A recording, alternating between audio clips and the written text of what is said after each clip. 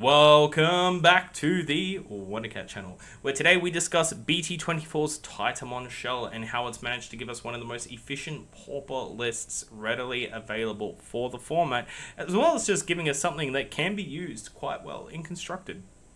For those wanting to play Digimon on a budget and willing to dive into those bulk bins or sift through your friend's chaff, this deck is going to be a great starting point if dipping your toes into either format. This video is going to be a little different in comparison to my usual deck tech, so let me know if you like this variation a little more. BT24's Time Changer set gave us an entire Titamon supporting core for this absolute unit of a level 7, Titamon and Skullbaluchimon.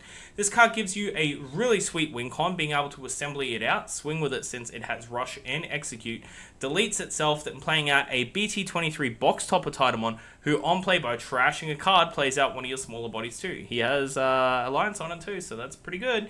This top end really gave Titamon some much needed love since his earlier iterations were quite lackluster in comparison.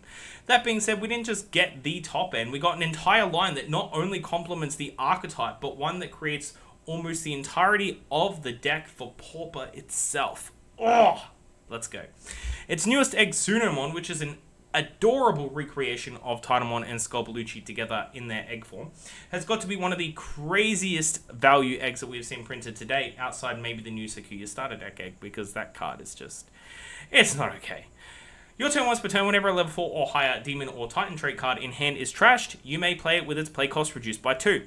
This egg gives your deck a lot of added board presence, being able to play level 4s for as little as 2 memory, all the while still triggering whatever effects that allowed us to trash from hand as well. If this egg were generic for just purple cards or had more generic traits, it would probably be way too strong, so it's balanced by the fact that it's only really usable within this specific list. Or the archetype anyway. Next, our rookie lineup, giving us copies of Goblimon, Snow Gobbly, and Shamanmon. This deck also has the TS, Time Stranger trait, which will be relevant to some of our supporting pieces. These 3 cards hit the right spot for supporting rookies. Goblimon being our reduction on Digivolution, Shamanmon being our filter piece, which will of course enable our egg. Snow Gobbly is our searcher, but also trashes on successfully searching, which would be bad in any other deck, but with this particular list, it's all but welcomed. I like the fact that they all keep to their purple identity whilst flexing into a different color each. It just makes the deck look a little prettier. The rookies are a little boring in terms of inherited, all sharing the exact same effect, though we can definitely have that lean into the archetype's consistency. Once per turn during your turn, when your hand is trashed from, this Demon or Titan trait Digimon may Digivolve into a Titamon, or a Titan trait Digimon card in the trash with a Digivolution cost reduced by 1. This will trigger at the same time as your Sunomon egg, so it's important that when we have these stack, we are always actively thinking about what we are throwing to trash and what we plan on playing off of Suno and Digivolving into. Like our 3 rookies, each of them get their respective level 4 variations in Fugamon, Hyogamon, and Ogomon. This deck feels really strong around your level 4s, primarily due to your egg's ability to push these out for 2 memory, and due to their insane static effects. Again, these 3 will have the same effect. When this card is trashed from the hand, if you have 5 fewer cards in hand, draw 1. The craziest part about this archetype and its playstyle is the fact that sitting at 5 cards or less it isn't problematic. So being able to play hard play Shamanmon early, you trash a level 4, which triggers its effect to replace itself, proceeding to draw 2, means that it's essentially a trash 1, draw 3, which is some wild draw power in a common card combo, like in Pauper. That's some good value, good searchability. Each of our level 4s have the when attacking effects, allowing us to benefit in some way. Fugamon is a trash 1, blow up a 6k or less body. Hyogamon is a trash 1, giving one of your bodies blocker and jamming till end of turn. Ogomon being a trash 1, suspend something and it can't unsuspend. All of these effects are once per turns and also trigger on play, which means that we can swing with a Fugamon trashing a Hyogamon in hand, deleting a 6k or less body. Our egg triggers, playing a Hyoga from trash for a cost of 2. If we had 5 or less cards in hand, Hyoga replaces himself in hand too, and on play will trash another card to give itself jamming and blocker. Our Demon brothers work really well together. It's beautiful. I love the card design for this deck. My ratios for this list are a 4-4-2 split, since I'm not particularly fond on Hyogamon. I love the lockdown Ogomon gives, the destruction of Fuga, but the odd blocking capability on Hyoga isn't all that necessary. The jamming even less so, since when you would be attacking, you're triggering your rookie's inherited to digivolve up into a level 5 for a reduced cost. You have 3 potential level 5s from this archetype, being Skullbaluchimon, Parrotmon, and Skullgray. Skullbaluchi offers more level-based removal by trashing a card from hand when played or digivolved. Parrotmon follows Ogremon's green playstyle in suspending a Digimon, and if played by an effect, can bounce a suspended Digimon to the hand. And Skullgray follows Hyogomon's playstyle, giving us more blocker, and instead of jamming, granting us retaliation. All 3 are good in their own way. I particularly like Parrotmon due to it having Fortitude. This effect allowing you to always return whatever threat may have deleted it in battle as long as it had materials under it applies some really good pressure in our level 5 slot.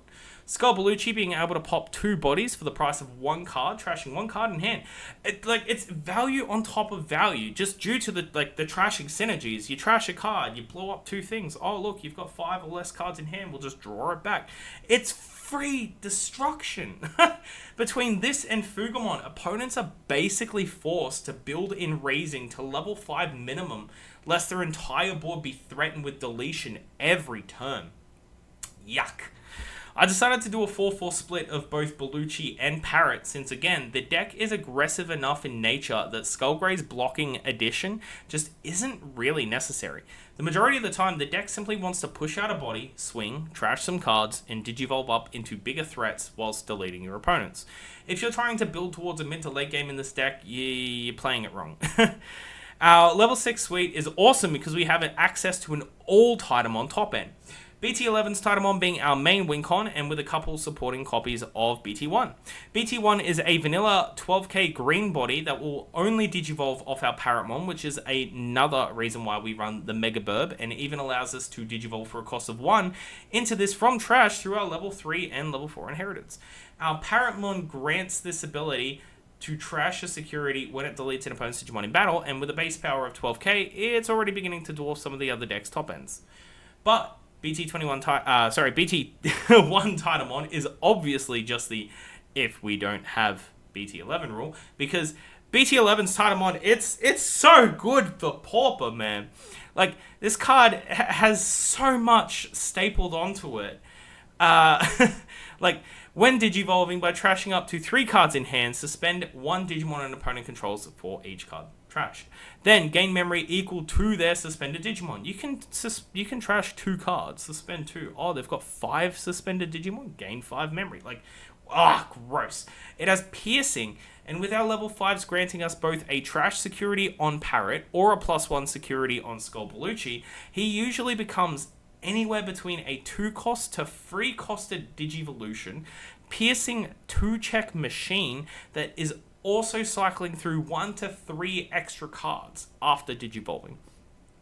BT11 Titamon was an underwhelming card that has been forgotten and disregarded as bulk until BT24 came out. This deck gave our boy some much needed love, and with all these cards he truly gets to be the pilot and the main star of his own list. But onto our tamers and options. We have 2 amazing tamers here that we can use. We've got BT18's Violet. It's amazing despite her ability to only trash options to filter cards for us. It still triggers our level 3 to 4 inheritance, allowing us to digivolve up from trash for 1 less. That alone is worth playing it. She's our memory setter, and with the recent BT24 printing of her being released, this card's price should be dipping soon. Like, it's still a $5 uncommon. Ugh. Our next tamer, and one of our favorite cards in the BT24 pre-release, was Asuna Shiroki. On play, by trashing one of our TS trait Digimon, which is all our level 3s and level 5s, we get to draw 2.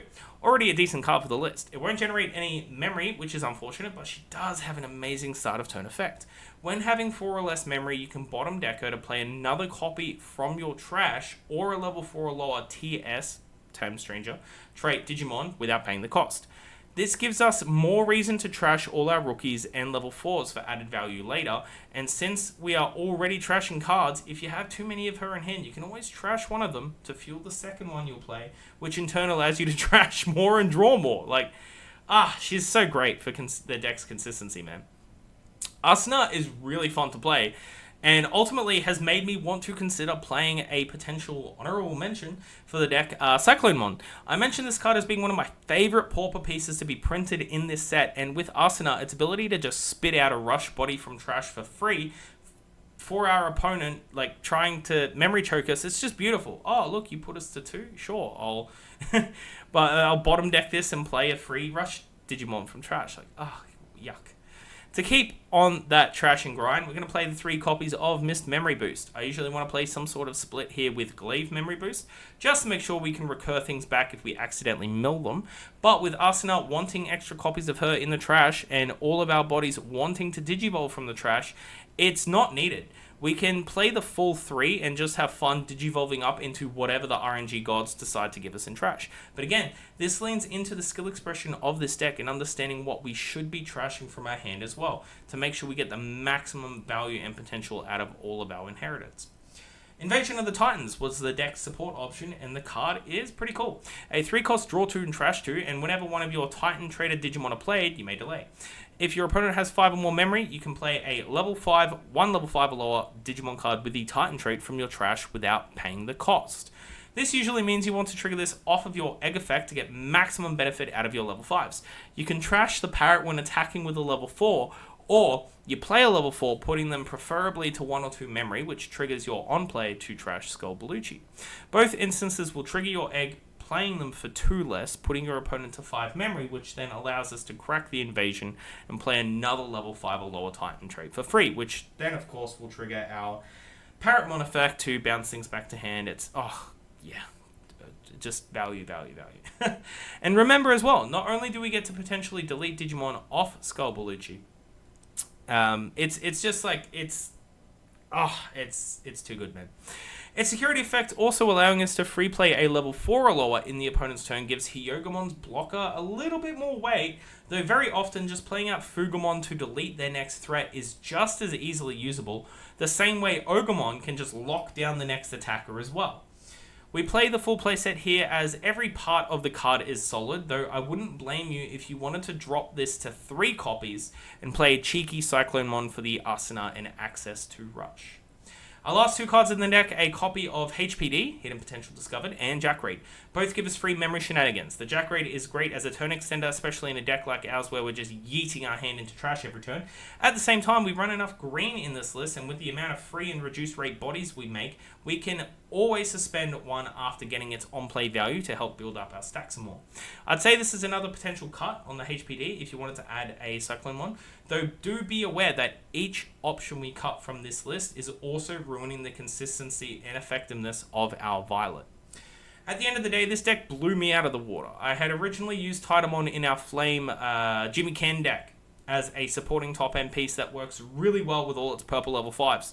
And I was so excited to give this deck a go once I'd seen all the new support it was getting. I'm grateful all the cards were printed in low rarity, so it's a cheap deck to pick up and play with, that and we aren't struggling in some aspects. Like, if for some unbeknownst reason Fugumon was printed as a rare because the card is fun and it's half decent, this deck would automatically just be so much less viable, and our level 4 pool would just be like not nearly as good. But, you know, we're blessed with everything being low rarity, and yeah, we can make something really fun out of it. But anyway, thank you all for watching. Don't forget to like and sub. Go over and watch this deck absolutely eat my Bluebirds list over on the video I'll be linking above, and I will see you all in the next video. Ta-ta.